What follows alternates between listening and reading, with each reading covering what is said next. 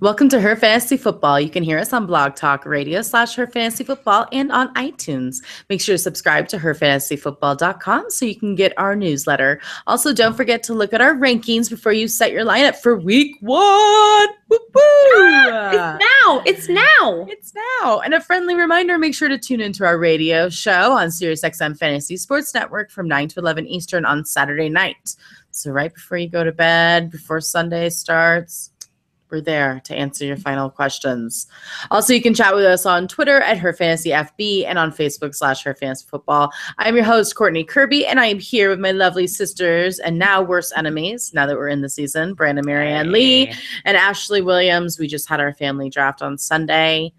It was a good draft. We all stayed pretty sober and then stayed until 4 a.m. drinking and smoking cigars. It was lovely. That's what family outings are supposed to be like. So good. It was so good. I'm a little nervous, though, because according to Yahoo, I won the draft, which, of course, means I'm not going to win this year now. So that's I've been doing a SiriusXM Fantasy Sports Radio for Fantasy Alarm a couple times, and they have this thing called "What's in the Box?" And have you ever seen Seven? Remember Brad Seven? Yeah. No, at the end, with Kevin Spacey. Yeah. 7. Yeah. And at the end, he opens the box and it's his wife's head. Yeah. It's Gwyneth Paltrow's head. Yeah. It's So it's like, what's in the box? And so anyway, and it's Wrath, right? And so I talked about how the grades on all these platforms, it's not just Yahoo, are ridiculous. They are stupid. They don't make any sense. I know Courtney wants to back me up because of Kelvin Benjamin. And I'm just telling you, stop the grades. It's lame. Your algorithm sucks. Stop it. All of you. I reach. It's what I do. That's how you win. I want the players I want, and that's it. So sorry. I'll take the C. Somebody actually tweeted me today. Sorry, I can't remember who it was, but they were like, yeah, I know how it is. Rankings are BS. It's fine. The worse ranking you get, the better off you are that year, and it's true. It's true. So sorry, Ashley, you're going to have a failure year. I know. Mine's going to be great. All right. Well, at the top of the show, we're just going to talk real fast because guess what? We only have 15 matchups to go over this week because of the sad hurricane hitting Florida in the next couple days. They have postponed the Tampa Bay Miami game. So they have moved it to their bye in week 11, which is really unfortunate for both teams, seeing how they basically just don't get a bye in 2017 now. I think that's horrible. Talk about player safety issues. Well, I'm not even concerned about the specialty players. It's really the linemen that I'm concerned about, right? Because they don't get a break off their knees. They don't get a break from the constant impact. I don't like that. Luckily for Tampa Bay, nobody is injury prone that I can think of. Deshaun Jackson. Well, is he? Yeah, but I don't know. He's older. He's for only able to come back and play if he misses games. Yeah, Miami, they've got Smoke and Jay. No way he's making it through. Oh, yeah. To their fake bye. Yeah, there's no way now. Jay Ajayi doesn't have a kneecap. That can't be healthy. Guess I was just setting my lineup and I realized I have Jay Ajayi in there and I just got really angry at the same time. Yeah. Well, Ashley's husband drafted both Mike Evans and Lamar. And Jay Ajayi. So he just came home He came home mad about it. He's like, I knew I was gonna have a problem come week 11, and now I got a problem week 1. I'm like, it's just taking a loss the first week. He didn't like that response. But yeah, it's brutal. I mean, I thought they were gonna try to find a venue where they could play because obviously that's the most ideal situation. So I'm assuming they just weren't able to find something in time. I don't know. They've done that before. Remember when Minnesota's roof came in? Yeah. Right. And they've had plenty of time to think about this because it's not like we didn't know this hurricane was coming to Florida. Regardless of how it hits or where it goes, it doesn't matter. They knew that this was happening. Weather was going to be there, so I don't know. Poor planning. It's really unfortunate. I think it's another way for Roger Goodell to say F you to fantasy sports. And please check your lineups, you guys. We have to say at the top of the show because everybody's going to be messed up by this. I just said this. I have tons of lineups with people in it. Yep. You have tons of lineups. Go in now, please. Check your lineups today because if you have someone playing on Thursday, you got to get them in now, today. And guess what? If your flyer you picked in the late rounds is going against Seattle or Denver, guess what? You might have to drop them and pick up somebody that you can actually play in week 1 to replace the Mike Evans, Jay Jais, Devontae Parkers of the world, you know? So it's a real thing. Definitely look at it. But let's get into the weirdest starter game of the year to start off with, if you ask me. Kansas City and New England Patriots. Boring. Boring. I think it's boring matchup. It's boring, and it's not even like the Chiefs and the Patriots have a rivalry that it's like, ooh, it steams up emotions and gets you all pumped for football. So I think we're going to have another year of disappointing Thursday night games just because now we're starting off with the Chiefs and the Patriots. So Brandon's just as we go through this outline, you're going to notice Brandon talks a lot and then doesn't talk for a while. Talks a lot, doesn't talk for a while, because all of her teams play against each other. It's amazing. And random teams like the Colts and the Rams, they never play each other. It's just like, for whatever reason, week 1, I have the weirdest matchups ever. And so that's just how the cookie crumbles, you guys. So I apologize, but I will keep this pithy because it's very, very easy for you. First of all, the New England Patriots have a really good defense. And I don't know if you remember this or not, but basically they were in the top 10 against pretty much everything, except for they were number 10 against quarterbacks, but you wouldn't start Alex Smith anyway. You don't even own Alex Smith. That's ridiculous. So here's my thing about who you're going to start. You're going to start Travis Kelce because he's the man and he's at least going to get targeted, and you know that, and that's fine. We have him ranked 4th. He was on the injury report, however, with a calf injury. The Kansas City Chiefs say that he's going to be A-okay, so don't worry about that. It's precautionary, whatever. As far as the, I guess, sleepers, I don't know if he's really a sleeper, but Kareem Hunt, I'm a little worried that unfortunately his first game in the NFL is going to be against the New England Patriots, celebrating the Super Bowl victory. Talk about the worst possible timing ever. I still think you probably have to start him, although some of you drafted him before you drafted him as a starter, and congratulations to you. You may not have to start him, or he could be your flex. Injuries are awful and nobody wants those, but when you handcuffed yourself appropriately, it worked out for you. It worked out for you. For the rest of us who drafted him this weekend as a starter, we forgot he played in New England week 1. I am one of those people. Whatever. It's fine. Listen, I think he'll be fine. He says he's preparing just like he did at Toledo. Which I'm like, okay. And he's like, I like it. I like the pressure. It's like Friday Night Lights. And Tyreek Hill said the same thing. Now, Then they see Bill Belichick's face, and then they're like, "Oh, yeah, not Toledo anymore." Oh gosh, you guys. Okay, so Scary.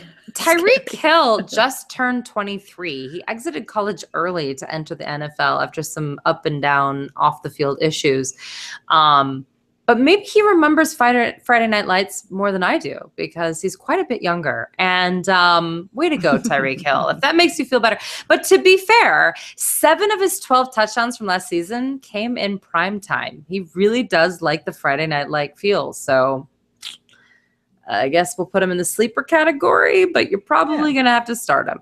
Bench Smith, obviously. Chris Conley, obviously he's not even on your team, but I did want you to know that he is the 2nd wide receiver and has been consistently. That is true. It is not Albert Wilson. It is not Jehu Chesson. It's not anyone else. And Charkandrick West is obviously on there. I did want to tell you that CJ Spiller was re-signed again, and he is even on the active roster as of right now as the 4th running back. So, injuries, they happen. They change the world. I'm even putting Cairo Santos on the bench, not because he's not a great kicker, but because he's dealing with a groin injury. And if he's a kicker, don't deal with groin injuries. No. Get a different kicker. Like, you can get him back. It's fine. No. And then you don't start a defense against the Patriots. That's ridiculous. In terms of the Patriots, you want to start everybody. They're at home. They're celebrating the Super Bowl. You obviously want to start Tom Brady. I have him ranked number 1. He's number 1 on all DFS sites. He's number 1 in life. I mean, it's just sad. I'm done resisting. It just is what it is. Tom Brady wins everything. So fine. I will say, though, however, that I am worried about Edelman down the stretch being gone, because one of the things that people don't talk about is that he and Tom Brady are all about the short passes. And not having that option is weird. Speaking of sleepers, in a second here, Chris Hogan is the guy that supposedly is going to be getting more touches now that Edelman's out. But Chris Hogan's more of a deep threat guy. They're saying they're going to move him more to the slot. It's very weird. But then there's also rumors they're going to move Brandin Cooks more into the slot.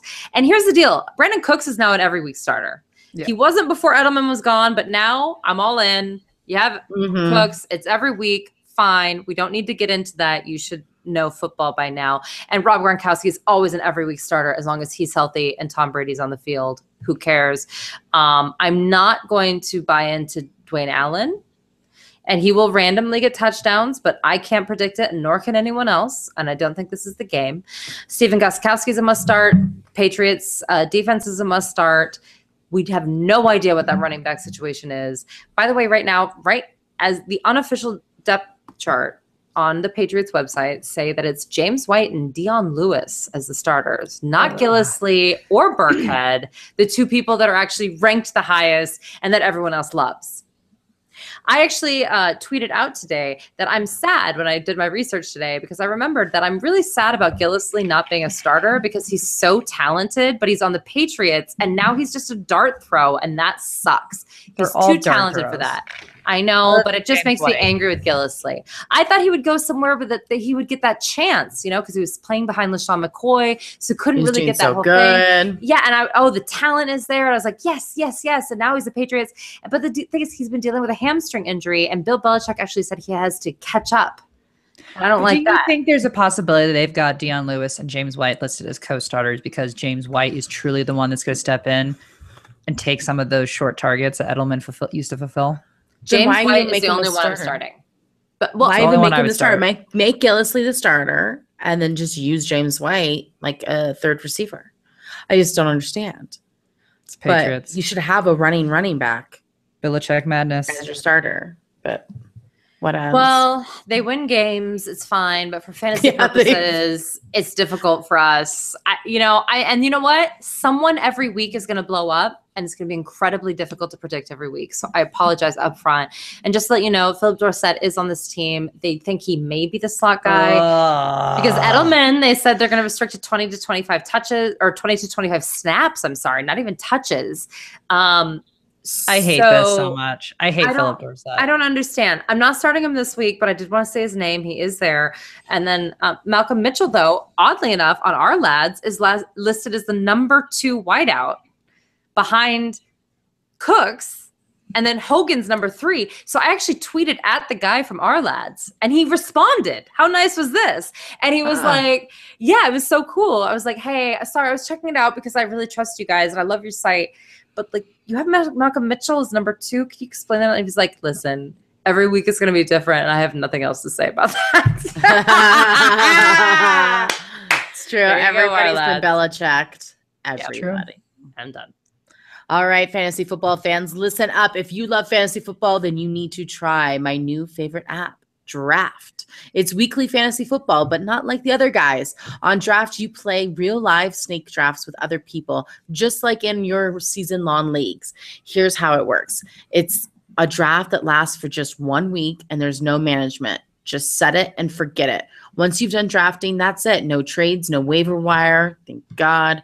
Draft even takes care of last-minute injuries for you.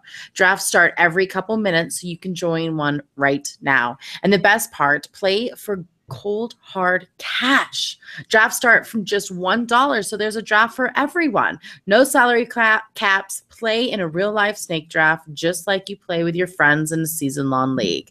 Come and join me on Draft today. Download the app anytime. Just search Draft in your app store and join the game in minutes. Or play right from your computer on playdraft.com, whatever you want. For a limited time only, all new players get a free entry into a draft when you make your first deposit. But you have to use this show's promo code HFF. That's right. Play for real money game for free just for using the Her Fantasy Football promo code HFF on your first deposit on Draft. So just search Draft in the App Store or go to playdraft.com and come play free with promo code HFF. All right, let's move on to Sundays. Cannot wait for the first Sunday. Red Zone, come back to me. Did you call to make sure you subscribe to Red Zone? Because I'm waiting the last minute just to keep my husband on his tippy toes because that's what I get my sick enjoyment from. Just kidding. I forgot. I have to do it tomorrow. But he just reminds me. He's very good at reminding me. Well, the New York Jets, the Buffalo Bills, I think maybe Game of the week. Oh, yeah, it is. Game of the week. It Jets is. and the Bills. Gonna be bad. Man, it's so good. All right, below Powell, we have ranked 20th. If you drafted Powell, then you were playing him this week against the Bills that are almost as bad as the Jets. The Bills give up the 5th most fantasy points to running backs last season. And they lost players, so it's only going to be better. Powell will have to share, though, because despite the Jets' best efforts, they still have the best player on their team, Matt Forte. So he's going to have to share some time. The good news is that Forte can run while Powell can catch. And since they're the only ones on the team, that's okay for both of them, I think, this week against the Bills. Forte is still on the injury report. So he's no more than a flex to me this week as the Jets continue to try to find him a new team. So sad is right. Robbie Anderson, I am guessing he won't be getting out of coverage on Sunday. We do have him ranked the highest. I don't think I'm playing him. Whereas Jermaine Kirsch / Jeremy Curley, because I'm pretty sure this is the same player on the team, but I don't know. They have different numbers, but I think they're the same. They're both Jets now, so interesting. They're both learning the playbook still, but Curley will fill in for that slot receiver, which they're going to need to throw short passes because they have Josh McCown as their quarterback, who you're not starting. So yeah, if you own like Mike Evans and Devontae Parker, and you need somebody on the waiver wire in a deep league, I guess I'd go Curley out of these guys, but you're really, really stretching. Really stretching. No one is starting Josh McCown. Of course, yes, I am starting him in my 2-quarterback league. I will keep you updated on that league. No. Don't worry. I've got Heckenberger on my bench. Because why stop at one Jets quarterback when you can have both? And the Jets defense obviously on your bench, along with whatever tight end they decide is playing for them that week, which we do not have ranked. So I figured I would not give him a name until then. Ashley, the Bills. So everybody has a really easy matchup this week from the Bills because they're playing the Jets. So that's pretty obvious. LaShawn McCoy is my only obvious starter here. Now, some people have been concerned about the workload that McCoy's going to get, thinking that it's going to be drastically less than last year. I don't think so. When Sean McDermott was asked, he said that, quote, we will whatever it takes to win in regards to how much they will feed the ball. And he goes, if he has to play every snap and he feels good, that's what we'll do. So I'm not concerned at all about, I think he's going to have an immense workload against the terrible, terrible Jets. So he should have a very good week. In quick news, Jonathan Williams was released, which means Mike Tolbert will more than likely be their second running back. But just a little heads up, because that was a pretty big name that got released, already picked up. But again, you should feel very good about LaShawn McCoy. Charles Clay I've got as a sleeper. It's hard for me to tell you to play Charles Clay because more than likely you did not draft Charles Clay. He was not even remotely within ADP worthy of you having drafted him. But for the past 2 seasons, when Clay has been active and playing, he's been on the field for 88% of the Bills snaps, and he got about 21% of the total targets. And if you were looking at preseason this year, it looks as if he's going to get more than 21% of the total targets. So I'm starting him this week. If you've got a situation where you had a tight end that was on, my Dolphins, or maybe you have OJ Howard or Cam Brate, then go get Charles Clay. He's a potentially good option. I'm playing him in that flex spot, the super flex spot, not the super flex spot, but the flex spot. Because he's more than likely out there in a PPR league because he's going to get catches. I don't care how many yards he gets, but he's going to get catches. That counts. So, and that's why we had the Bills on our SiriusXM show that you guys all need to tune into because it was such a crazy preseason. But Charles Clay was the #1 target over and over again. It didn't even matter who the quarterback was.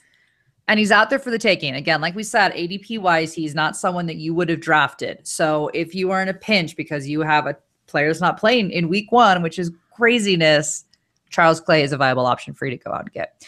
Tyrod Taylor, he did clear concussion protocol. He will be the week 1 starter according to coach.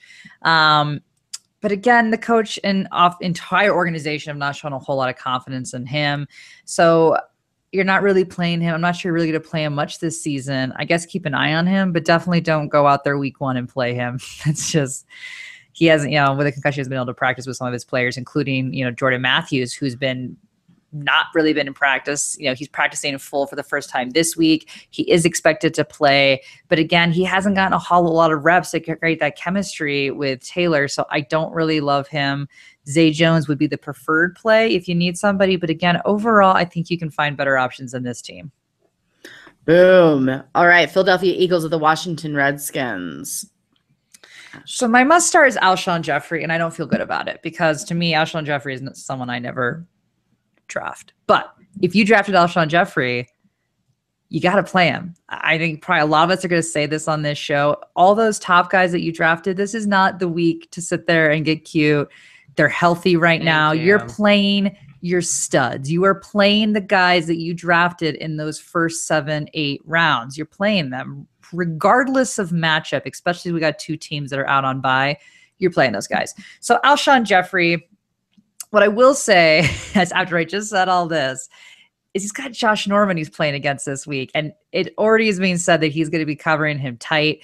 That's more of a concern for me with Carson Wentz than it is for Alshon Jeffrey. Because Alshon Jeffrey, while injury prone and has hard time staying on the field, when he is on the field and he's healthy, and allegedly right now he's going in healthy, he's an incredibly great player. So right now you got a healthy Alshon Jeffrey, but he starts off against Norman, one of the best corners in the league. So I don't love that. But for that reason, I do think Zach Ertz might actually be the most targeted player this week and could have a really great game. I think he's going to have more targets, especially for the fact that Jordan Matthews is no longer with this team, and Jordan Matthews and Carson Wentz were very close, and he felt very comfortable with him. So Zach Ertz is kind of that next guy stepping in terms of who he feels comfortable with because of the chemistry of already playing on this team. So I think that he could have a good game, especially for the fact that he's not going to be shadowed by Norman at all. So he's someone that you could definitely play. Bench.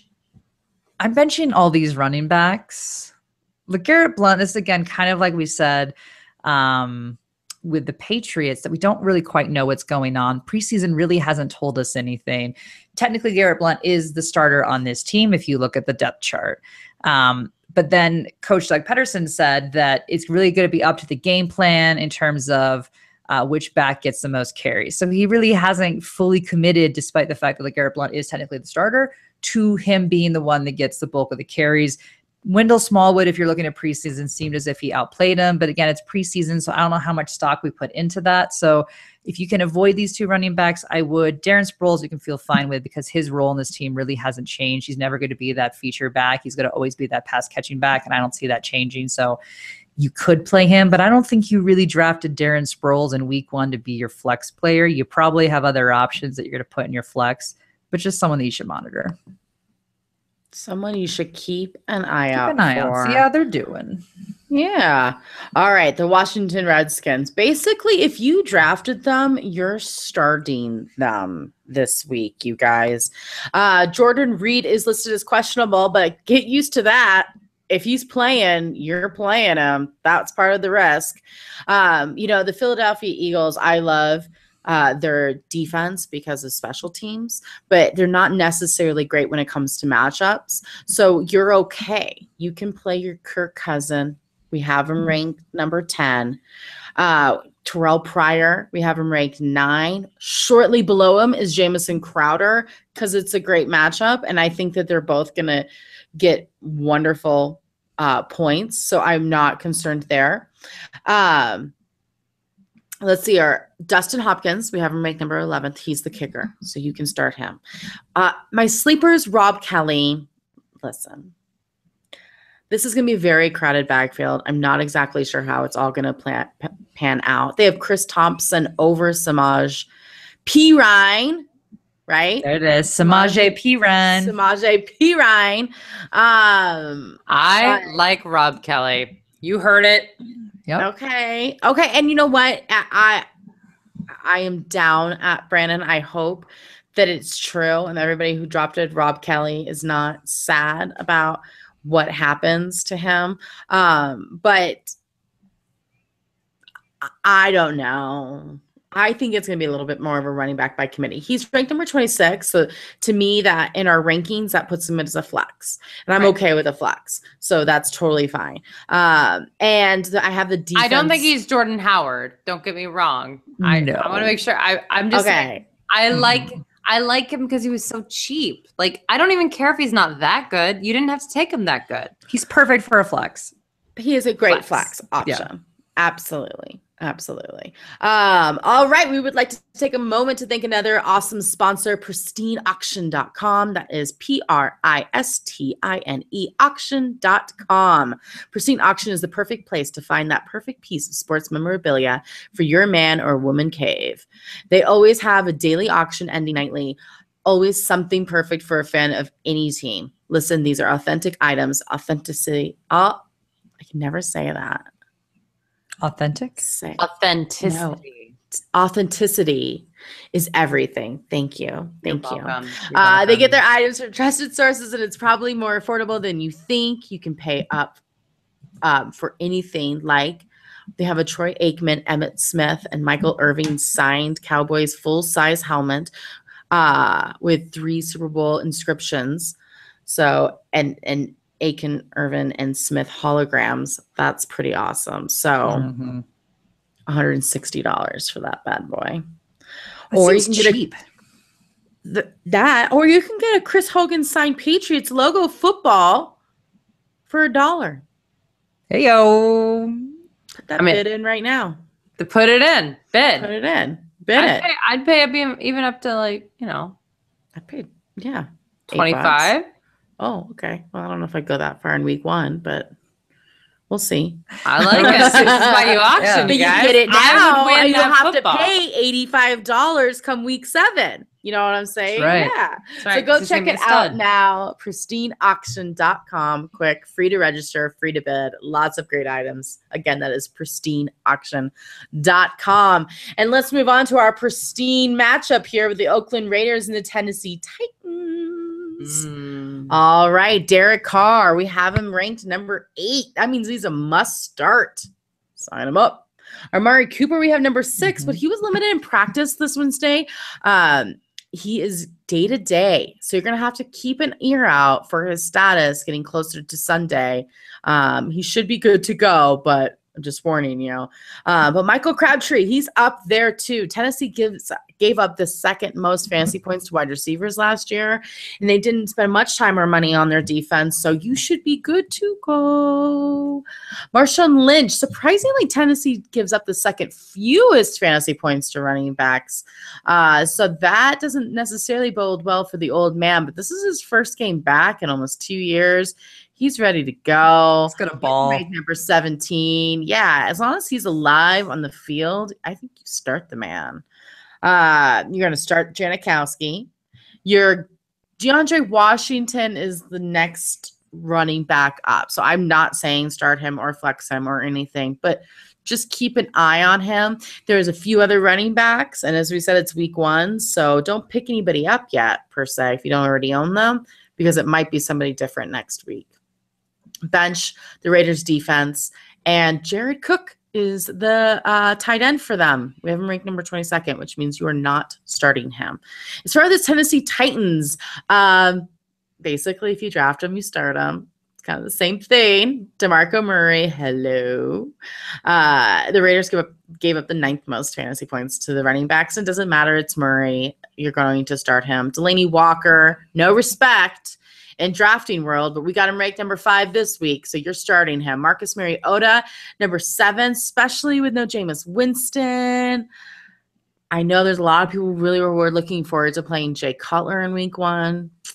Can't do it. So make sure Marcus Mariota's in your lineup against the Raiders. And Rashard Matthews, I love him. He's your perfect wide receiver 3 that might end up giving you wide receiver 2 fantasy points all season long if Eric Decker becomes a bust, which he might not. He might not, but I think that he probably will, especially since this new reality TV show is starting up soon. It's never healthy for anybody's sports career. So Tevin Coleman is at 25. He's that flex guy. We're going to see how this chemistry works out with Devontae Freeman and Tevin Coleman now without Shanahan.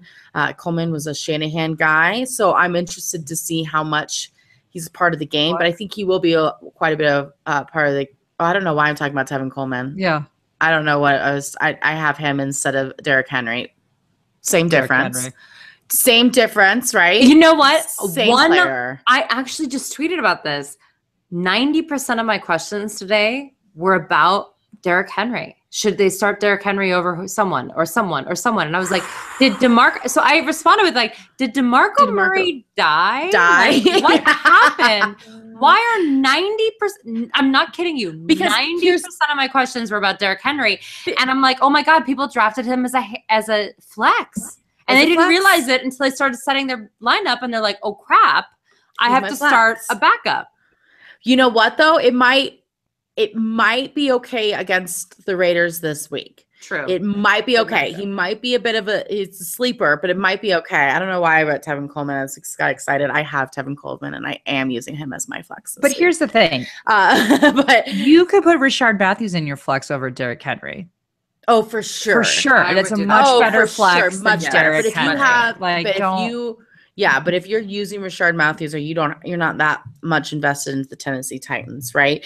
And you need a flex in a big league. There's plenty of guys that have plenty of rosters, that there's like, I know one of our leagues, we have one running back, but then we have 4 flexes and 3 wide receivers. So you can't use all your wide receivers for all those flexes. So you might have to use it. Derek Carr sometimes isn't the worst option, especially when there's a lot of teams in the NFL with such a running back by committee. Derek Henry, sorry. That we don't know how they're going to split the carries like Washington, let's say, or you have a Matt Forte even. It's like, well, Matt Forte should get plenty of the carries, and I would play him over Derrick Henry, but you never know. So it's week 1. It's a good matchup is all I'm saying.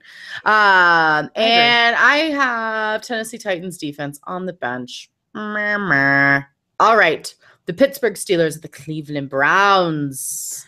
Oh my. Is this just riveting or what? You guys, again, it's a Brandon duo here because that is our life, but at least these guys are in the same division.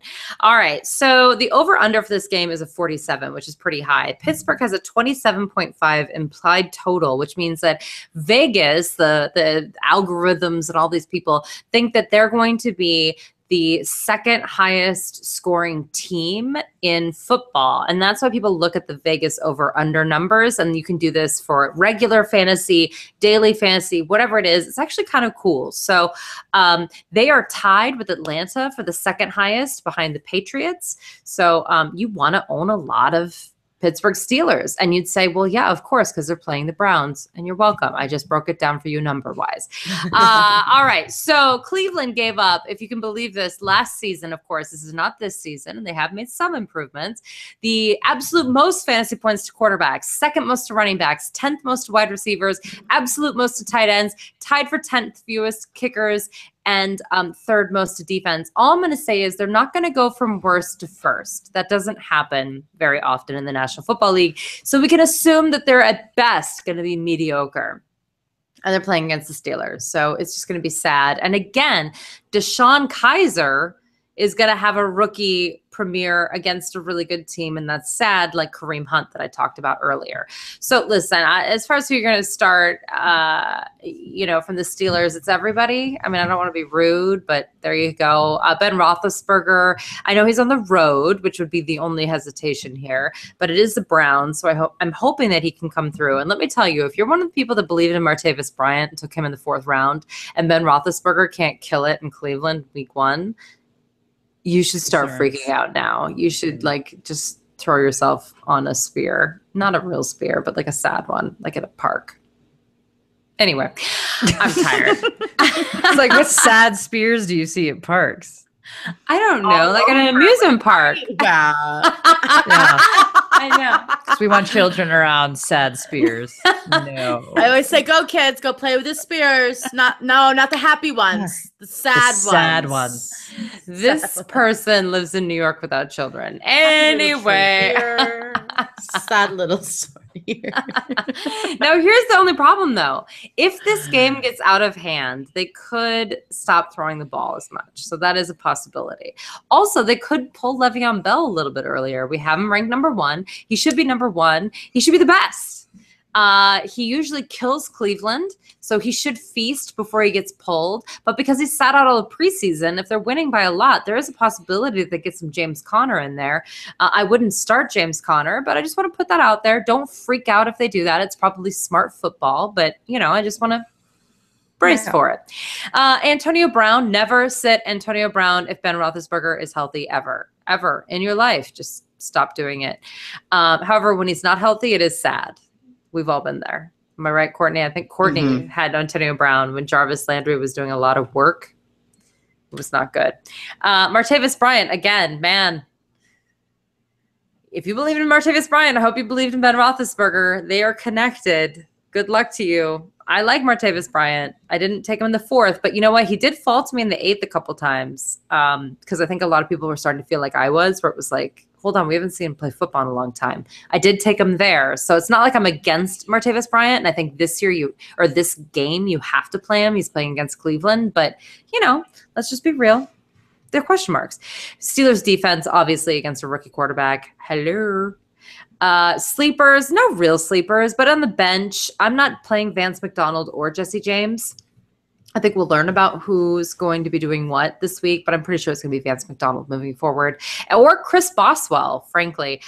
He has a very high floor because I do think they're going to score points. They're not going to get shut out in Cleveland. I think we can firmly say that.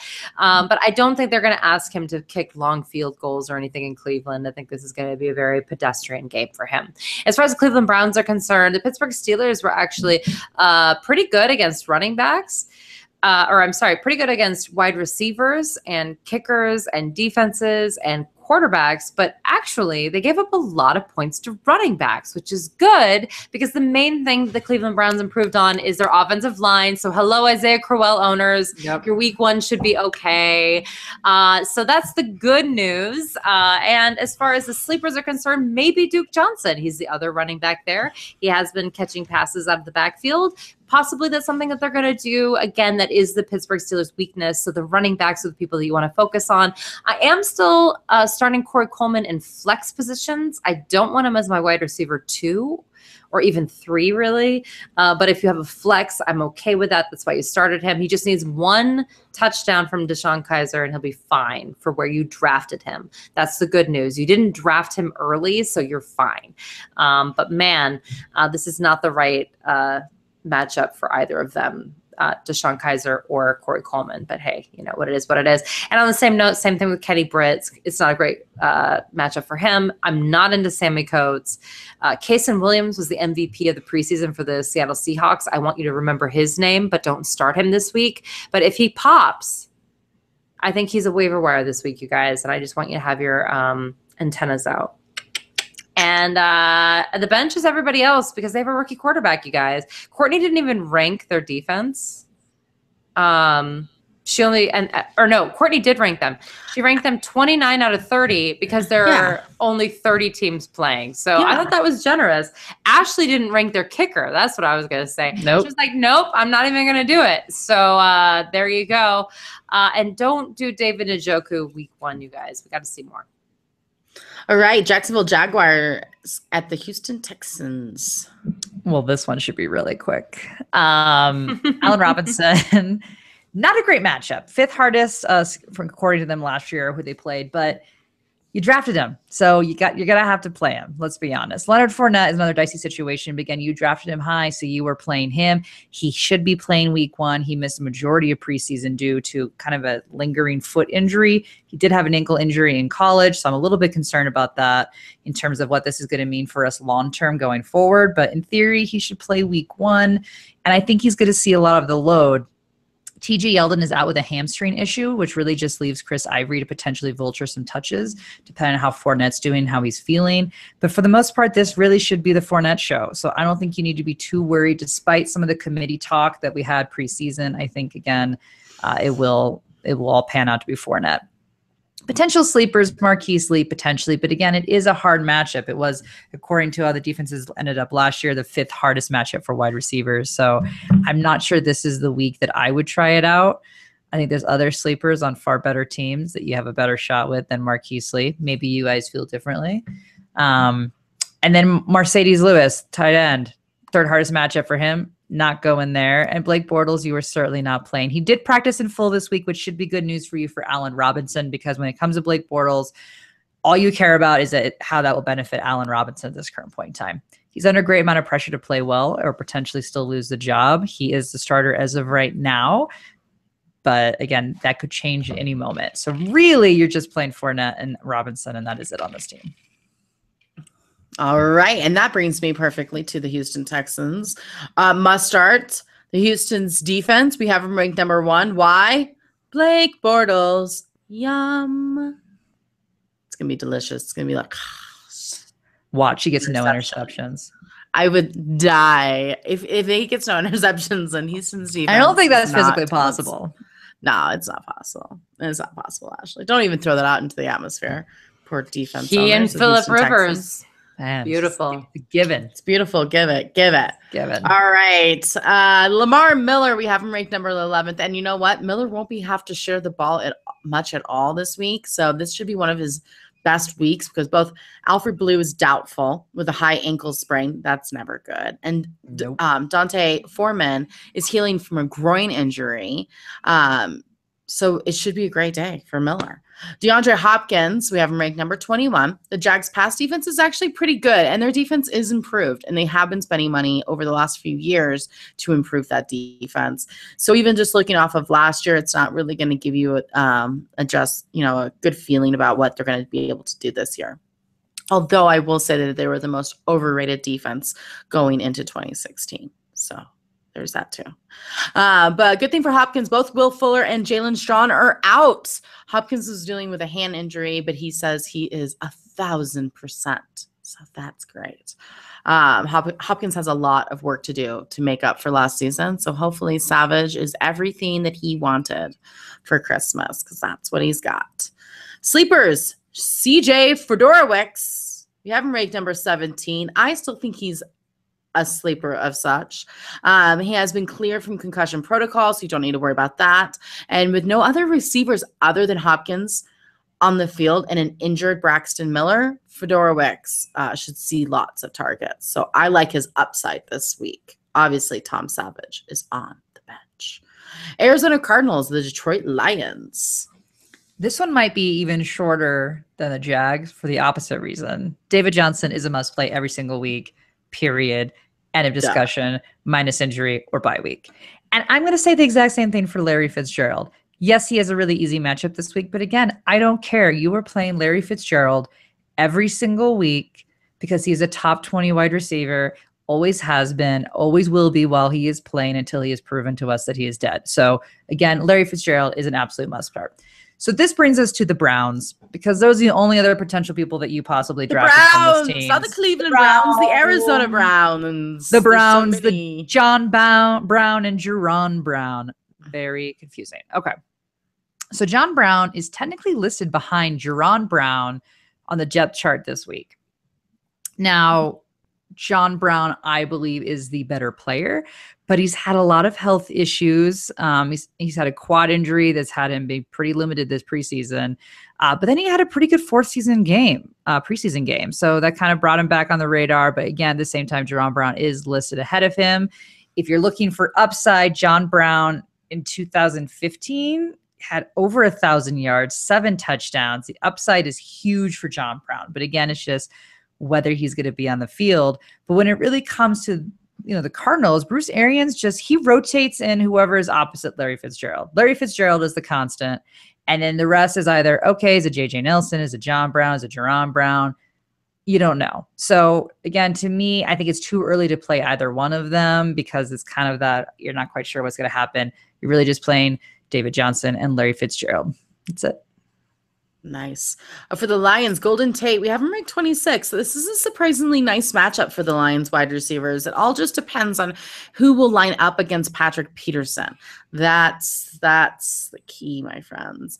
I think Tate will find a way to get you fantasy points, but we have him ranked where he should be. So if you have a 2 wide receiver league, then he is a flex, right? At the 26 mark. So, no more than that. If you have a 3 wide receiver league, then you're putting him in as your 3rd wide receiver. As for and Matt Prater, you're starting Matt Prater because he's a good time. Sleepers, Amir Abdullah. There is a little bit of confusion going on in the Lions backfield. I am not sure which running back will end up on top.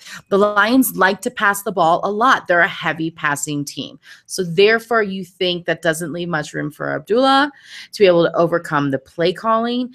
And this is a tough rush defense that they're going up against with the Arizona Cardinals. So you're almost thinking that Theo Riddick might have to see the upside at least in this week. Eric Ebron, we have him ranked number 11th. I completely disagree with that, but I'm sure he'll be fine. He has been dealing with a hamstring injury. He isn't listed on the injury report, but those soft tissue issues and with Ebron's injury history in general, it just does not bode well for me. Last year, Arizona gave up the absolute fewest fantasy points to tight ends. I think if you drafted Eric Ebron, I think you should wait to play him. I do not think I would play him this week. Marvin Jones, we have ranked number 48. He's really right there. I don't know. He might get overshadowed by Kenny Golladay, who's listed as questionable with an ankle injury and was limited for Wednesday's practice. So keep an eye out for him. He's one of my favorite sleepers this year, though, in general. So he may move past Marvin Jones in that wide receiver 2 spot, at least in fantasy points, which that's all we care about. You know, not depth chart's not necessarily everything. Matthew Stafford, number 16. Just in case you were under a rock, Stafford just signed a 5-year extension for $92 million guaranteed with a $50 million signing bonus. Get yours. He's the smartest man in the NFL. And on the bench, the Detroit defense. All right, we got the Atlanta Falcons, the Chicago Bears. Yeah, this is another high over under game. It's looking to be high scoring. So you want to have pieces of these high scoring games because high scoring games mean high scoring fantasy options. So yay, we're all in. Now, I think that the people that were talking down the Atlanta Falcons offense are a little bit overblown things. I know they lost Kyle Shanahan, but they've kept a lot of the things the same. And the little tweaks that they've made, I think actually improve for fantasy owners in general. So I'm a believer in the Falcons and their offense, period. But just to let you know, no one's on the injury report, so that's always a good thing. Julio Jones is always a stud. Unless he bombs. But normally when he bombs, by the way, it's when he's on the injury report. So as I said, no one's there. Feel free to start Julio Jones. I'm starting Matt Ryan. Matt Ryan is someone who's always consistent, has one of the highest floors in football. Devontae Freeman is obviously a stud. The only running back to have over 1,000 rushing yards in 2015 and 2016 back-to-back. Go Devontae Freeman, and double-digit touchdowns. Even with the touchdown vulture. Anyway, that got weird. So it's all right. It felt right to me. I felt like she was going to start her Ertz club thing. Ertz. Okay. Silence. If you guys listen to the Sirius XM show, I tried to make this joke, and then my sisters gave me nothing back. Nothing. Yeah. It's like a rave. Anyway, always Matt Bryant. I think Matt Bryant should be the number 1 kicker. Yeah, that's right. I said it. He's kicking in a dome, and he's amazing, and he's on a high-powered offense. My only problem with Justin Tucker, he's amazing, but the Baltimore Ravens are not, and there's a possibility they don't get down there enough for him to be amazing, which is sad. The reason I didn't put Bryant higher is I think this is going to be, as you said, such a high-scoring game that he's really going to just be kicking extra points. I'm not sure he's going to have as many legit field goal opportunities. It's all good. It's all good. Either way, we're now talking minutia. He's a baller. Sleepers, Mohamed Sanu, I just want to let you know that he is officially and has been, as I've said over and over, the number 2 wide receiver all preseason and into life. I know Taylor Gabriel had the big flashy plays and people know his name, but he's going to be more on special teams, you guys. It is Mohamed Sanu if you're looking for the random flyer. I still don't think that I would play him because this isn't a great matchup, but it's not a terrible matchup. Chicago, better than you thought on defense, everybody. Better than you thought. Austin Hooper got a lot of buzz in the offseason. Difficult matchup, though, with this team. May not be heavily involved in this particular outing, but don't drop him if that's the case. Tevin Coleman, this is very interesting. We were talking about Derrick Henry earlier.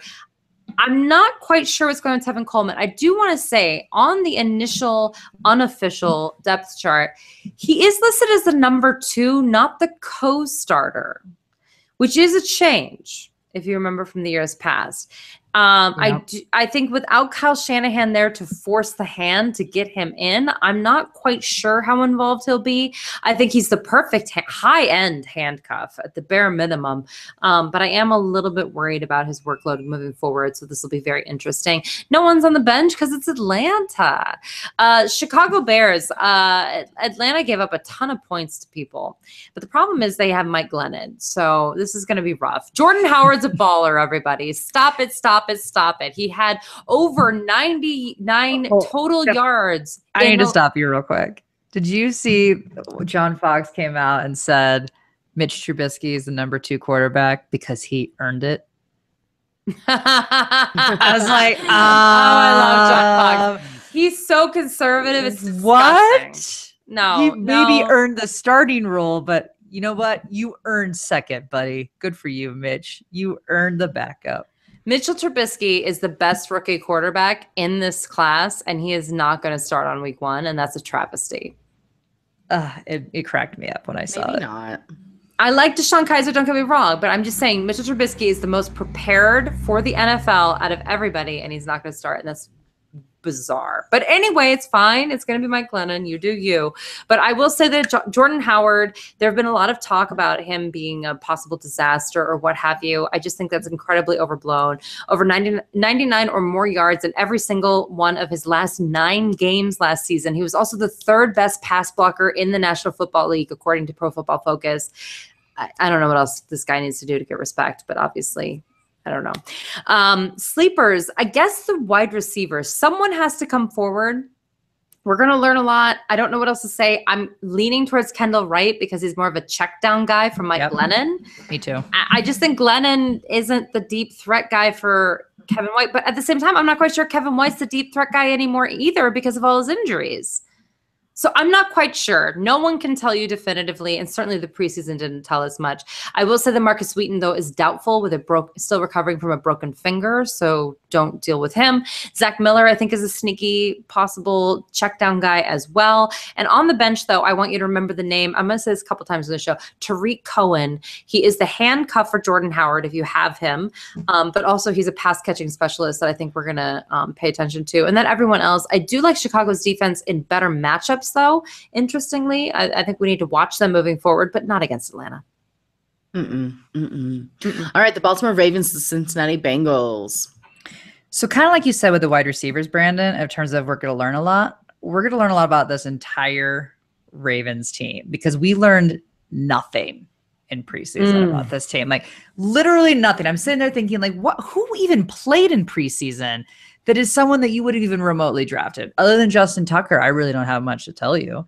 So my only start is Justin Tucker on this team. My only start. And one of the reasons I love Justin Tucker is even in the preseason is he's running up to a coach being like, let me kick it. It's like a 75-yard field goal. And he's legitimately trying to fight to kick the 75-yarder. Yes, it is preseason.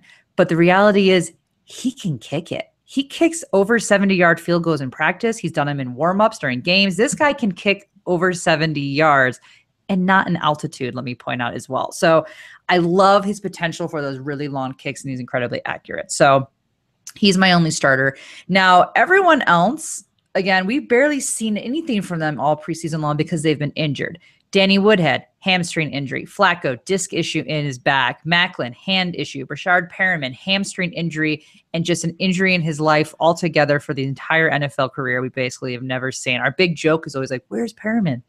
Where is he? Because you never see the guy. He missed the entire preseason. So again, dicey. So the only two that I would even remotely consider right now would flex only is Danny Woodhead and Terrence West. I'd roll the dice on either one of them in a flex. That's what the flex roll is for, because there's potential upside there. Terrence West is someone that you got so low. You got him basically as a flex position. Play him then. Don't be nervous. He's a starting running back in this league. We've got a lot of unknowns we've already talked about in the running back position that are by committees. Go for a guy that you feel is at least a starter. Danny Woodhead is not taking that ground and pound role from him. He's a completely different player. He's got a completely different game script that they work around Danny Woodhead. They will target Danny Woodhead a lot. The question for me has really just been him and Flacco haven't really had an opportunity to really fully work together yet, but I think it will be good at the end of the season. So to me, those are the only guys you could possibly flex. And just quick news, Jeremy Langford and Alex Collins were signed to the practice squad, which I find very interesting on this team. So again, guys that you can put in your little bonnet to think about come waiver wires, and if they get brought up, they've both been not Alex Collins, but Jeremy Langford has shown at least success in this league. So it's an interesting mix, because I'm not sure this team is fully committed to Terrence West when all is said and done. But for right now, if you drafted him, you got to play him now. Put it in your bonnet. Yep. Put it in your bonnet. All right, the Cincinnati Bengals. AJ Green, delicious matchup, yummy receiver. You're starting him. Tyler Eifert. This isn't the best matchup for him, but I think he's still going to be a top 10 tight end this week. So Eifert is a guy you're going to play. He hasn't been the healthiest player in the NFL, so it's really important that he performs as long as he plays. He had 18 touchdowns in his last 21 games he played in. I love Eifert. I love Eifert. It's just the best. And so once he's in, you're having him. Jeremy Hill, we have him ranked number 32, Joe Mixon 38, Giovanni Bernard 48. I see a nice timeshare between these three guys against a tough defense. So I personally am not starting any of these guys, not yet at least. I have to see how this cookie crumbles. I think that this isn't going to be a running back by committee for long, but for now, it's really messy. You risked it drafting Joe Mixon that high. Those Jeremy Hill owners out there, good for you. You can play him maybe this week, but it's gonna be.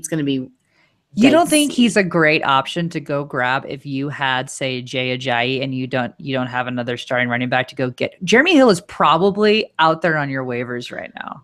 I would, but not this week. Baltimore's defense is oh my god. But again, it's the run. Oh my god. But Jeremy Hill is the goal line back. So if they can get even close, Jeremy Hill's got potential for touchdowns this week, just to literally stumble into the end zone like he's done his entire career. Whoops, I think Jeremy I'm just saying Hill is the one I would roll with out of the 3 in week 1 because he's the known hand. But it's just a really tough matchup with 3 running backs fighting for touches. So it's not ideal. But yeah, if you're going to need somebody, Jeremy Hill might be in your waiver wires and you could play him, I guess, Ashley. But you're not playing Andy Dalton and you're not playing the Cincinnati's defense. All right, let's move on to the afternoon games. We have the Indianapolis Colts at the Los Angeles Rams. Brandon, this give us your is duo. Actually the game of the week, you guys. This is what you've been waiting for. Scott Tolzien versus Jared Goff. You know it. You know it. You know it. All right, so here are my thoughts on this. This is going to be very, very quick. People have forgotten that Wade Phillips has taken over at the Los Angeles Rams for the defense against Scott Tolzien. Yay. I have nothing to say about the Indianapolis Colts today. I'm going to leave you with this is sad, and just know Andrew Luck is out week 1 for sure. We don't know when he's coming back. We haven't gotten any sort of timeline. I am incredibly nervous. And the only person who's starting because you have to is T.Y. Hilton, and he is too good for this. That's what I'm going to say about that. And by the way, do not start Adam Vinatieri either. There is a very distinct possibility of a shutout here where he doesn't even get a chance to kick. Please do not do it. As far as the Los Angeles Rams are concerned, I think this is going to be a let's get a victory at home. First Sean McVay game. Play it safe, but impress a little bit. I feel good about Todd Gurley. I think you need to definitely start him. Right now, it looks like Robert Woods is listed against Cooper Kupp for the first time on their depth chart, but that's because Cooper Kupp was hurt and was held out of the last 2 preseason games. I wouldn't read too much into that. It's very clear that he's the preferred target on the team, but I just wanted to put that out there. So I would not start Cooper Kupp this week. I think he's still coming off of injury. Other than that, though, I think they're going to play it pretty safe, you guys. So the Indianapolis Colts defense is as bad as their offense without Andrew Luck. So if that says anything to you, yowza, they're without their biggest playmakers. They could blow up, but unfortunately, we're not quite sure who it would be at this point. I'm okay with you starting Sammy Watkins, though. I do think he has a high floor in this game because of Indianapolis's defense being so bad. But again, that's it for this game, you guys. This actually, I think, is the worst game of the week for sure. Shut up. Yeah, no, I think this is worse than Bills Jets. I do. Scott Tolzien. Really? Yeah. You lose.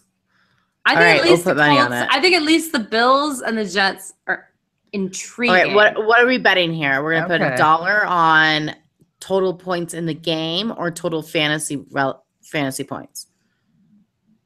Like, there's a difference with starters. We can't even do that because there's not enough starters. There's not enough starters for the Bills and Jets to compare to the Colts and Buffalo. So we can't even do that. I think it has to be yards and touchdowns. Total yards and touchdowns. Okay. $1. Okay. Ooh, high roller. Game on. All right. All right. Let's talk about the 2 worst teams in the NFL, the Seattle Seahawks at the Green Bay Packers. Oh, come on. They're terrible. Terrible. Oh. This will be the worst game. Yep. There will be way less points scored than this game. Oh, yes. This is just like Tolzien Goff. Just like it. Exactly. Well, I'm playing almost everybody from the Seahawks, which really isn't surprising. I mean, Doug Baldwin has the absolute easiest matchup this week for wide receivers. I love Doug Baldwin. Doug Baldwin is always like that bottom of the top tier, but he's actually better than that. But that's where you got your ADP. So you're going to get some really nice value out of him this week. So I'm a huge fan of him. Paul Richardson. This guy is listed as the 2nd wide receiver on the depth chart, which is hilarious because on our draft night, my father got into an argument with me about how Tyler Lockett is the wide receiver too. And I'm like, Dad, why do you argue with me when I know that you just did your research right before this? Mm-hmm. But then he showed me a depth chart from, I think it was, maybe it was ESPN, I'm not sure who had it, where Tyler Lockett was number 2. And I'm like, no, Dad, he is not. So we actually had to go to the Seahawks website where they actually have it listed, Paul Richardson as a number 2 wide receiver. Nobody wants to believe it.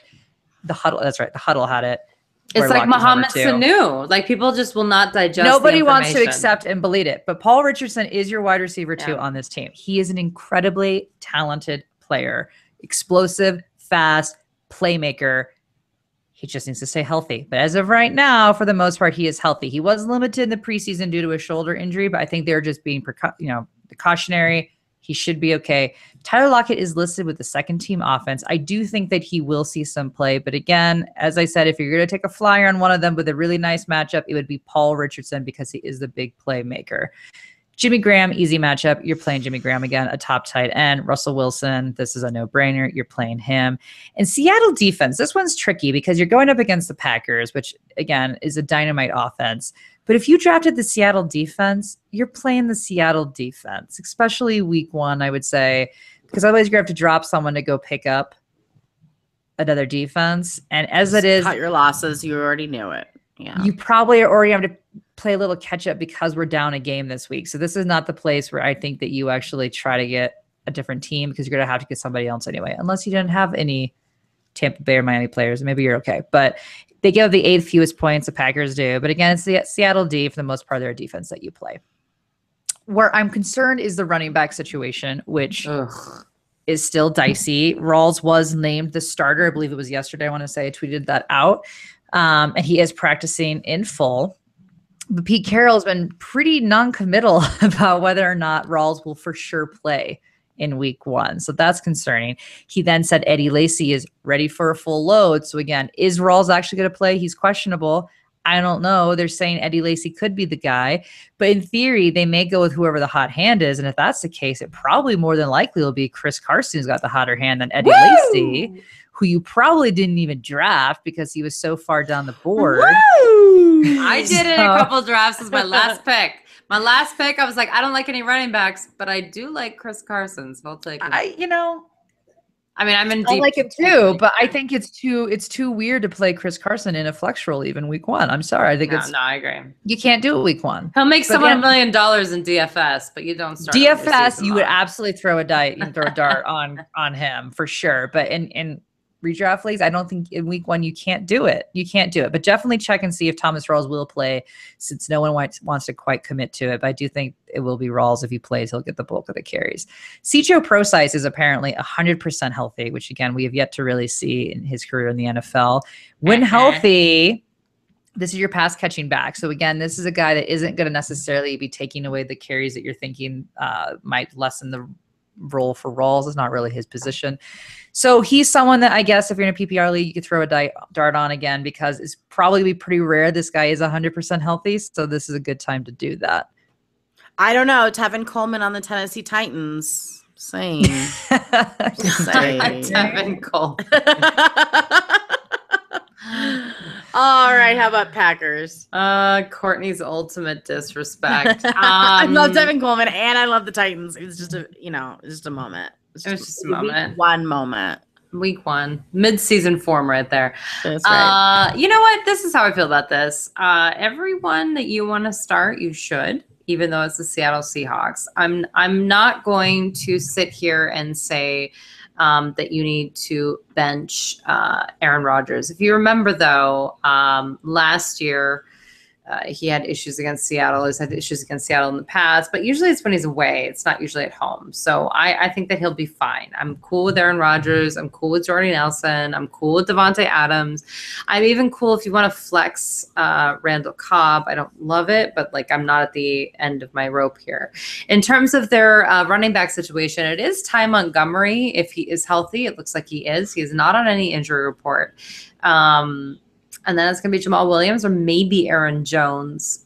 Aaron Jones did have a little bit of a pop there at the end of preseason, but I still am a Jamal Williams believer. So, the only person I'm questionable about is Martavis Bryant, you guys, because they just don't need a tight end. It's not that I doubt Martavis Bryant and his talent. It's just they don't need it. It's like they have so many other targets. So that's the only one that I would, even though it's one of the better matchups against Seattle is against the tight end. I'm not quite sure that I love that. But listen, the people that drafted Martavis Bryant, they drafted him to be a starter. So I guess you start him.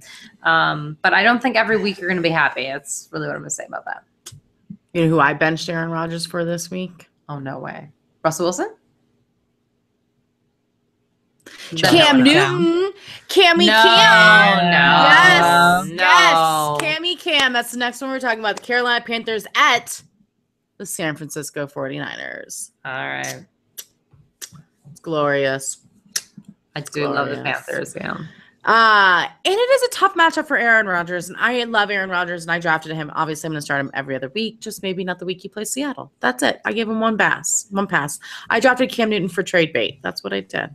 That's all I did. So I'm going to play him, show everybody how great he is this week against San Francisco, and then somebody's going to give me something good. All right, so you're going to start Cam Newton, Greg Olsen, Calvin Benjamin, Christian McCaffrey, Jonathan Stewart. Yes, you are. And the Carolinas defense. You know why? Because they're playing against San Francisco. San Francisco gives it the absolute most fantasy points to running backs. Jonathan Stewart is going to get legit fantasy points this week, you guys. It is not a Christian McCaffrey one-man show here in Carolina. It's a total team effort.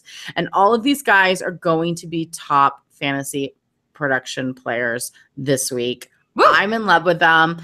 I'm playing any of them. If I own any of them, I'm playing all of them. Do you know what I'm saying? So this is going to be a fabulous week for all of them. Your sleepers are Devin Funchess and Graham Gano, I guess. Maybe because they're probably not going to get any field goals. Because why would they need them? But I have nobody on the bench. All right, let's move on to San Francisco 49ers. Do I have any starters? Okay. Carlos Hyde, we have him ranked number 15. So therefore, you are playing him. As long as Hyde is starting the game, you are starting him. Carolina's defense is pretty good against the run, but I think Hyde will be able to get you enough fantasy points to keep you happy. Don't forget he had 3 receiving touchdowns last year in just his 13 games. So it is possible, and I think he will get a receiving touchdown against the Carolina Panthers. You heard me. Like that line, Brandon? Oh, you heard me. You heard me. Ah! Pierre Garçon, we have him ranked number 29th. He's the only receiver we have for San Francisco ranked. But the Carolina defense is not good when it comes to the pass, at least not as good. Pierre had over 1,000 yards last year, but just 3 touchdowns. I think that stat line in particular will go up with his new team. It's a shame that Hoyer is the quarterback, and there aren't any other targets for this team other than Pierre Garçon, at least not yet. This will be a good game to find that diamond in the rough for the 49ers, and my guess, it will be Marquise Goodwin. He has been one of Hoyer's favorite targets this preseason. Goodwin is only owned in 5% of leagues. So he will be available when he has some really nice matchups, especially in weeks 5 to 8. They have nice matchups. The backup running back is Kyle Kachuk, I think. That was it. Brandon said it very softly because she's not 100% sure either. Nope, but you're not going to start him. You're not starting Brian Hoyer. You're not starting anybody else. They have a tight end named George Kittle. Kitley. I love George Kittle. Okay. Yeah, he barely made rankings. And the 49ers defense barely made rankings. Why? Because it's the Panthers we're talking about. All right, let's move on to the Sunday night game. We have the New York Giants, the Dallas Cowboys. I am so done talking about the Ben McAdoo offense somehow taking flight at some point. Let me tell you something. Eli Manning in the 3rd preseason game went 7 for 14 for 121 yards and an interception. If that isn't classic Eli Manning, I don't know what is. Of course, half of the passes completed, just over 100 yards, and can't get in the end zone because he throws a pick. I love it. Way to go, Eli Manning. I think the only person on this team, obviously, start Odell Beckham Jr. He's the glue holding everything together, which is why he wants to get paid. And by the way, I'm really sick of people complaining about players that want to get paid who are actually really good at football. Yeah. What is wrong with you? If Matthew Stafford gets a $50 million bonus for signing, OBJ should be able to get paid. Pay the man. Pay the man. Odell Beckham Jr. is by far the best football player on this team. They have some good defensive players. That's a lie. Their defense is delicious. I will say that OBJ is one of the craziest athletes in all of sports. I agree. I mean, he is quite a creature of man. They have that on the defensive side of the ball too, and I can understand that argument. But when we're talking about market value, Odell Beckham Jr. is on the offense. He is flashy, and he is someone that they need on their offense. And I'm sorry, he is holding Eli Manning together, and there's no way getting around it. We're not quite sure what this running back situation is. In fact, there's talk about maybe Shane Vereen getting the most touches. I am checking out. If you have any other options, I just don't. And I know that Dallas's defense is weak, and I don't care. I just have no idea what's going on there. I do not trust Paul Perkins at all. When they're talking about how great Orleans Darkwa is, I'm out. I am out. I am out. I am out. And I don't understand why other people are okay with this. I will say this. I do not believe that Brandon Marshall is going to pop this particular week against Dallas, but I'm okay with you using him in and out of your flex. I will say that actually, again, I brought him up a couple weeks ago and again last week. The one that's impressed me the most and proving me wrong is Evan Engram. He's a rookie tight end. I normally don't like that. He has some pass blocking issues, but he's kind of overcome that. He's been very good. He's probably the only person that that's in the sleeper category for me. I would rather play him over Sterling Shepard at this point, frankly. I think he's getting more touches. He's getting more trust. I think the Giants are kind of a lost cause, except for their amazing defense and Odell Beckham. So you do you. All right, Cowboys, Ashley. So as Brandon said, the Giants have a really good defense, but there's something about these divisional games that they kind of supersede the hard defense, right? So true. Dez Bryant, 6th hardest matchup this week. I'm not super concerned. It's Dez Bryant. Again, you drafted this stud. You're playing this stud regardless of matchup. Dez is in your starting lineup. Ezekiel Elliott, we're going to go through the bullet points here, but we could do a whole show about the Ezekiel Elliott situation, which we're not going to do. We don't have the time for it. So Ezekiel Elliott, yes, he is still suspended, but is he going to play week 1? Yes. The NFL arbitrator, Harold Henderson, which I just love this name because it reminded me of the movie with Bigfoot. Harry and the Hendersons. I don't know why. Harry and the Hendersons, yes. Yeah, I was like Harold Henderson, Harry and the Hendersons. I don't know why I just like the wordplay there. Yeah, but he upheld the Elliott 6-game ban. So he upheld that after Elliott's appeal process. That this all came to fruition Tuesday night. I couldn't believe that. Because the appeal was not settled by 4 p.m. This was the big holdup here. That is the reason Elliott is able to play on Sunday night. Now, that's not to say that he's guaranteed week 2 to be able to play. So again, you're going to have to be on Ezekiel Elliott watch to see what's going on here in terms of with the lawsuit and such. So again, as far as you're concerned this week, he is playing. So if you drafted him, play him. You are playing Ezekiel Elliott. Now, Dak Prescott has the second hardest matchup. But you know what? I don't really care. I love Dak Prescott this year. And I don't understand why he was rated so low. 6th highest scoring quarterback last year. I like him. Play Dak. If you got him, play him. I like him. Dan Bailey is a given every single week. The kicker, play Dan Bailey. Sleepers, you can maybe throw Cole Beasley or Terrence Williams in there, but it is such a hard matchup. I don't think this is the week that you put him. I think you need to wait and see how that mix is going to play out, and especially with Ezekiel Elliott. I think this might be a bit of an Ezekiel Elliott show because he is going to be playing. That I don't think we're going to see as much from the likes of Cole Beasley and Terrence Williams. I don't think this is the week for that. But Jason Witten, again, if you were somebody that has a tight end that was out, Courtney hates Jason Witten. I also don't love Jason Witten. But there seemed to be a little bit of chemistry between Jason Witten and Dak Prescott this preseason, which was really interesting to me. So if you need to go pick somebody up that could potentially have a decent week, Jason Witten could be that guy. I think I would still prefer Charles Clay out of the two of them. But in terms of people that are out there potentially as a free agent you could get, Jason Witten is potentially out there. And then just quick note, Rico Gathers, my favorite guy that sounds like he is a performer. He's placed on IR. I'm going to word that differently than last time because last time was inappropriate how I worded it. But Rico Gathers, he was put on IR because of a concussion. So what do you want me to say? I like it. An XXX I think he performer. Sounds like a performer. Triple X performer. I don't know why. Anyway, he can't resume play for at least 6 weeks. So for anybody that threw a dart out there, can't do it with your boy Rico. He's out. All right. Well, Monday night, you won't be watching your Triple X videos with Rico Gathers. You'll be watching the New Orleans Saints and Minnesota Vikings. Is it just me? Rico Gathers? Or he sounds like he was in Napoleon Dynamite, as if he was like a character in that. I don't know. Those are two very different kinds of performers. Right. Are they? Are they? Well, depends on the theme. Yes. Depends on the theme, Brandon. Depends on the theme. I love they always have it. I'm learning so much about my blood relative right now. Yeah.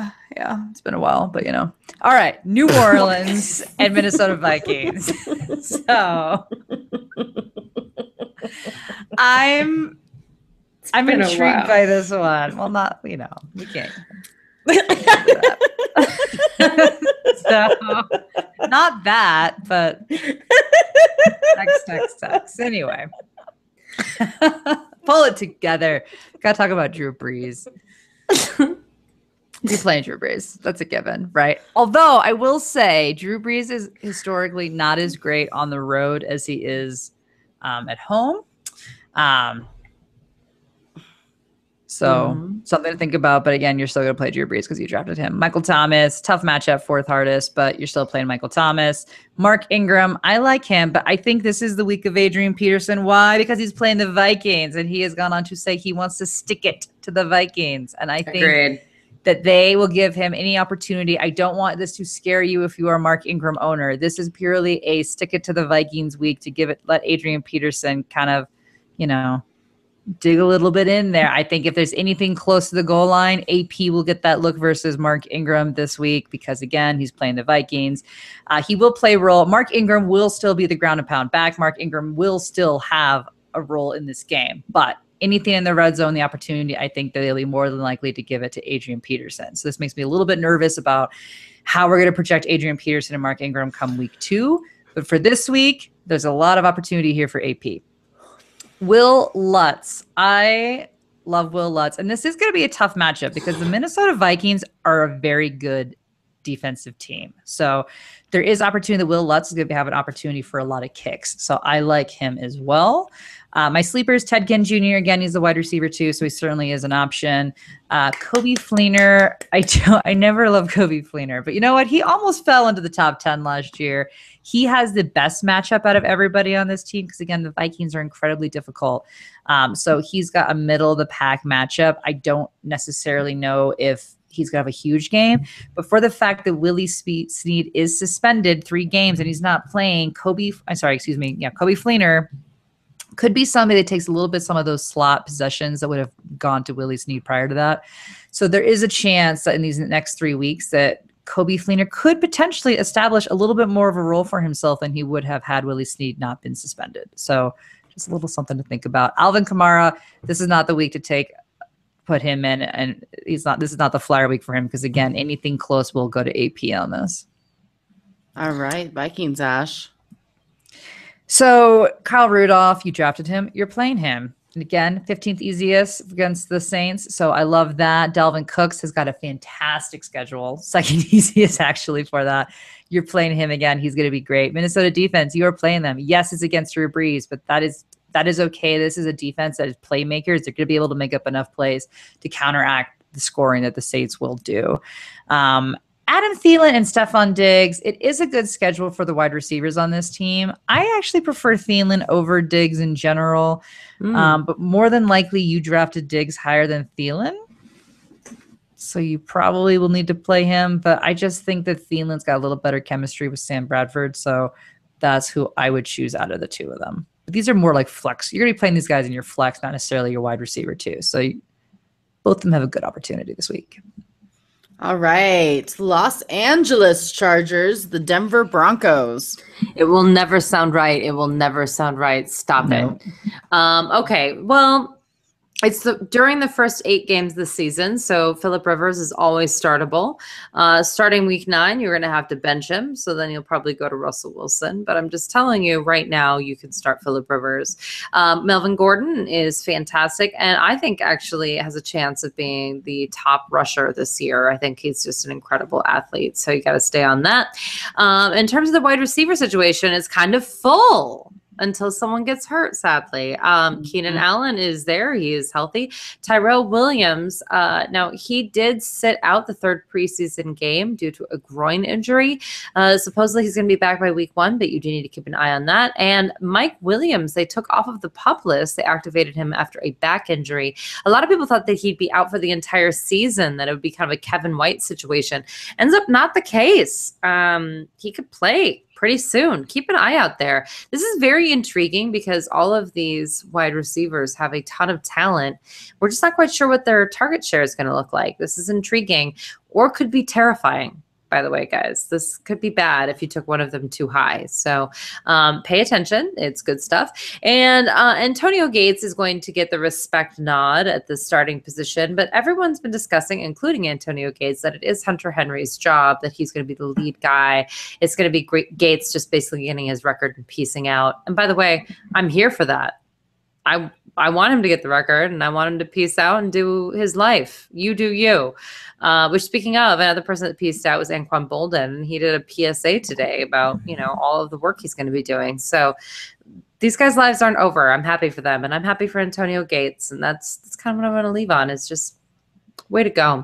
I wouldn't start the Chargers defense, even though they are good at getting interceptions. They have great corners, and they are playing against Trevor Siemian. But I think C.J. Anderson's going to feast. So we'll get to that next, I guess.